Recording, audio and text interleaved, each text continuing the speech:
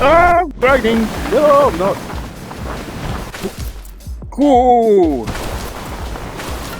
Okay, so a little bit of housekeeping first. Basically, this is Powder, which is on Steam VR, and I was playing it on my Oculus Quest 3 from the Steam VR store. And although the game has been out for quite a while, I wanted to actually play this one, and the dev team reached out and gave me a key. So like and subscribe, and let's get on with it.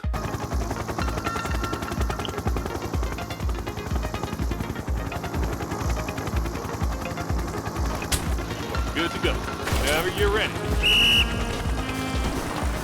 So because the actual game's been out for quite a while now, and probably you've watched other people's reviews, I'm going to give you more my impressions after a few hours of gameplay. Now the video here is experimental. I'm only just learning how to record in VR, but I don't think I've done too bad of a job, although I have improved on it since. So it's kind of a mix between watching me play the game, which I've actually changed because of the quality, and also just the gameplay.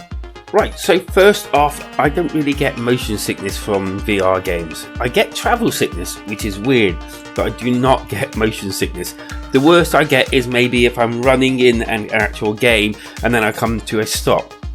Most VR games don't come to a slow stop like a person would.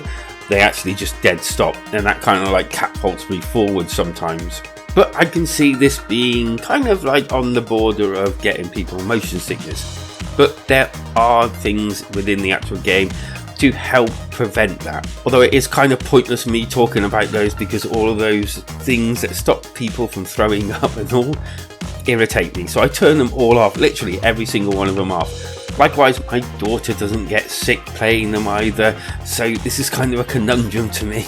But I'm pretty sure I will figure it all out as I go along. This is also the first game that I've linked up my VR to my actual Steam account and play games on it. So if you have a Meta Quest and you want to know how to do it, trust me, there are a lot of videos out there and they make it sound way overcomplicated. I'm not even quite sure why, but mine was done within a few clicks. And if you want a tutorial, well, just comment down below and I'll make one up. But trust me, it's dead easy. So I actually did it wirelessly, and it was, as a whole, buttery smooth. I had no real issues. There was a bit of stuttering here and there, and a couple of frame rate drops on the actual video, which I'll edit out because it's got nothing to do with the game. The game was pretty easy to get into. You load up into like a room, which is like your hub, but you can see your player. I have to admit, I don't know whether it was me, the way I was standing or something, but he always looked kind of like almost hunched over or bent down or something. It just looked like a funny look. I'm not quite sure whether that was deliberate or not. And then you've got your different modes: race, quick race, and explore. Explore is pretty self-explanatory. It kind of like plonks you down and lets you explore. Quick race, again, pretty self-explanatory. Jump into a race. Now I will say here that there are two also different things that you can do. There's the actual snowboarding and there's skiing, and there are completely different experiences. Now I will say that this game is in early access, so it's not completely finished and everything isn't here. And I mean, there's meant to be 60 like levels or stages, but there's only 20 here. And it is worth mentioning that if you want the full experience, it might be worth you waiting for the actual full release. And so we move on to the world tour, which is kind of like a story based type thing, I believe, although most of it that I saw was more just you click through a few menus deciding what you actually want to wear from the things that you've unlocked, and also whether you want to ski or snowboard. You also get to choose any unlocked boards you want to use and whether you want to go left or right handed. There is also a set floor height, which I implore you, if it looks okay, do not touch this button unless you're touching the ground. You need to be setting yourself low, because it's not like the Meta Quest 3 version where it sinks itself down and you have to go down and sort of like touch with it. This thing just lowers you straight away. So I implore you, if you touch that button, you will be in for a shock, because your head will be right on top of the actual snowboard. So after being helicoptered to the actual place, and these helicopters are actually quite decent, they've got stuff in them that I think you can interact with eventually, and then it's time to push yourself out of the helicopter and race your way down. Normally the first track is like a practice type thing, just you against the timer, and then normally the next one is a race against other AI. This actually is the better option for me because it was actually exciting watching and going past these people and looking back, and some of them had a little bit of like verbal stuff to say, but don't be expecting conversations with them. The actual snowboarding relied on you kind of like moving your entire body left and right to actually steer yourself. They're grind rails. You can press a button to jump yourself so you can go over things.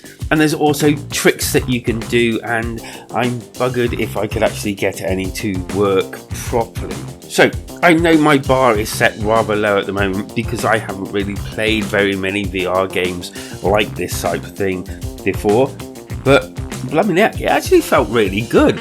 It was weird hurtling down these like mountains, going past these or through these checkpoints, seeing trees rushing towards you and going, oh shit.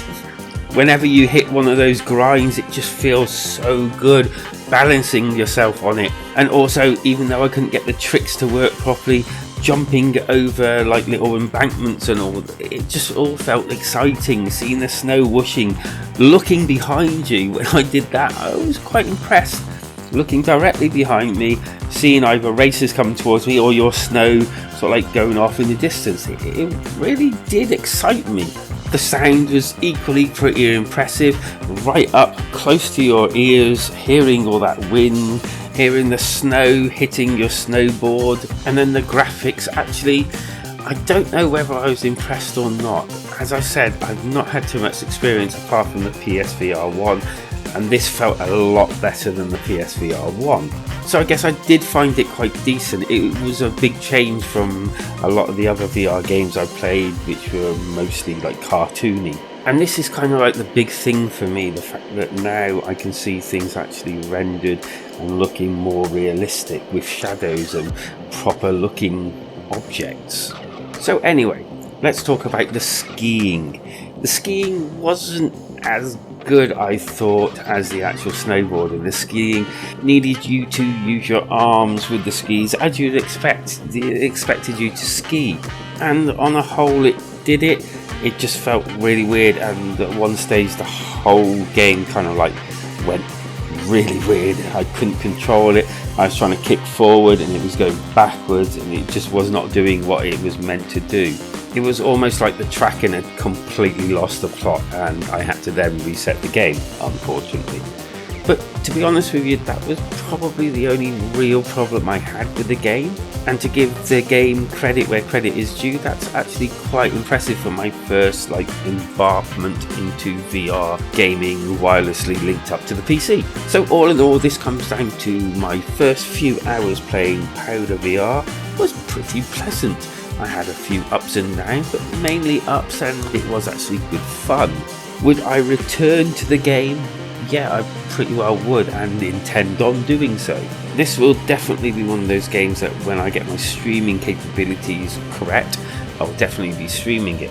I don't think it's fair to give a actual score, and I don't think I need to on this game because it's already out and you've probably watched a load of actual reviews on it already. But I will say, if you're after a fast-paced snowboarding and skiing simulator, then this probably is worth your money. But if you're a little concerned that it's not quite complete yet and you don't want to wait, cough up your money and wait, then maybe wait until it's released. But I would say it's definitely an experience I don't regret doing. So why not hit them like and subscribe buttons. Thank you for joining me once again in my first flutter into the VR universe. There's more to come, and hopefully they'll be getting better and better as I go along. Obviously I'm just learning all this now, so please bear with me and please be kind. Thank you very much. Take care of yourselves out there, because life is better when we game together.